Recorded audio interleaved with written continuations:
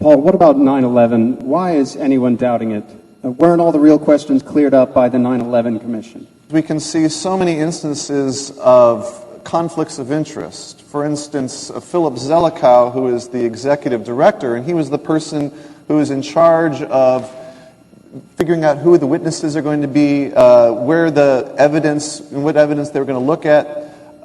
He co-wrote a book with Condoleezza Rice, the national security advisor, and has so many ties with the Bush administration. He was part of the transition team, so he actually had to be interviewed by his own commission because he himself was involved in so much of what went on before 9/11. And all of the commissioners are very compromised by conflicts of interest. Quite a few of them are working with legal teams that represent United Airlines or American Airlines. I think half the commissioners. So that's one problem. Another problem is that the final report was supposed to be a unanimous report. So that means that if there was a single commissioner who had any objection about anything, that fact would be dropped from the report. So there is literally nothing in the 9/11 report that the Bush administration did not approve of.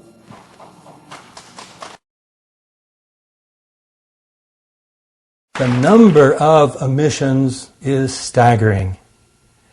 For example, they begin the book with a discussion of the hijackers, giving the same 19 that have been named from the beginning.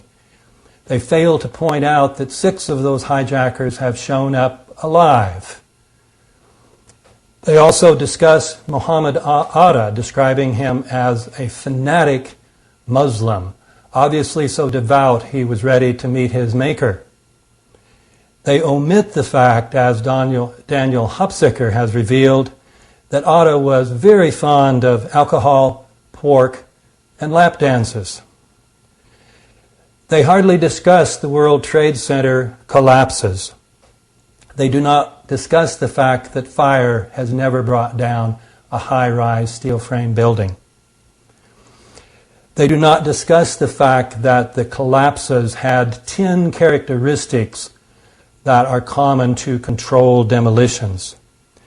They do not even mention the collapse of building number 7, and of course, therefore, the comment by Larry Silverstein, the one who had a lease on it, that he and the fire department decided to pull it, that is, have it brought down by explosives. They do not discuss the removal of the steel, which would have covered up any evidence of explosives. With regard to the crash into the Pentagon, they ignore several of the most puzzling questions, assuming the official theory. That is, why would terrorists have struck the West Wing, which was being renovated, so it had very few people, and when all the top brass and Rumsfeld were in the East Wing? They do not discuss the fact that photos taken by the Associated Press and even by a Marine show that up till 30 minutes after the building was allegedly hit by a 757 going 400 some miles an hour, the facade had not collapsed.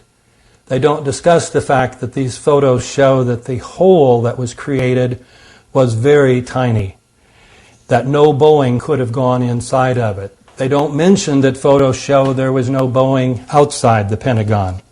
They don't mention that the Pentagon's anti-missile system should have brought down any commercial airline coming near the Pentagon. With regard to Bush's behavior that day, they do not force the question as to why the Secret Service did not whisk him away when there should have been fear that he would be one of the terrorist targets. They do not discuss the most specific of the advance warnings. They did not ask Ashcroft what was the warning he got so that he would no longer fly commercial airplanes. They do not mention David Shipper's report that prior to 9/11 he tried to inform Ashcroft that several members of the FBI were telling him that they knew that attacks were scheduled for that time in Lower Manhattan. They do discuss the put options, but they dismiss it saying, we found that the man who bought most of the United Airlines put options had no conceivable connection to Al-Qaeda. Therefore, he could have had no foreknowledge. This is a perfect example of how the official theory dictated what evidence was relevant. And a much better evacuation. And these people. My son was murdered! Real question. Let's ask some real questions. Is that unfair? And what about the bunker? You didn't ask him about the bunker, the Office of Emergency Management bunker on fire? We are getting ready for the next panel. Remember this. Your government funded and trained Al-Qaeda. Repeat it again. Your government funded and trained Al-Qaeda. I've talked primarily about the Commission's omissions, but there is another remarkable dimension, the revisionism of this report. In Chapter 1, they give us a completely new version, which is actually the third official version of what happened on 9/11. This version is clearly intended to absolve the Pentagon of all blame by portraying the FAA as staffed by incompetent bunglers, ones who couldn't recognize a hijacking when all 3 or 4 regular characteristics were staring them in the face.